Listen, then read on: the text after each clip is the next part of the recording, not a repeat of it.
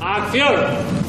Es el último día de rodaje de Grupo 2, una serie producida por Aragón TV en la que un grupo de policías investiga crímenes que tuvieron lugar en los años 80 y 90. Basada en hechos reales, su episodio piloto se recrea el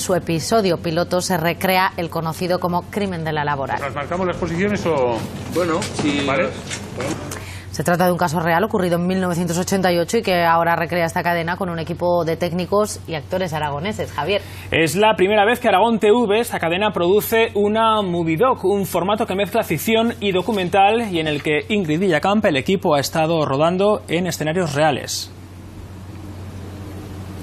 Como este de la antigua Universidad Laboral de Zaragoza, situada en el Polígono Malpica, donde tuvieron lugar los hechos que ahora se recrean en la ficción.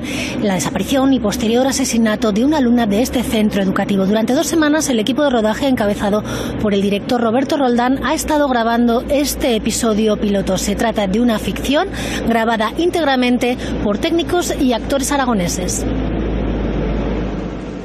Masi y Rubén, más a la derecha. Se preparan para rodar una de las últimas escenas. Grupo 2 sigue los pasos de un grupo de policías encargados de investigar el llamado crimen de la laboral, la desaparición y asesinato de una estudiante que hacía autostop, un suceso de 1988 que causó gran conmoción en Zaragoza.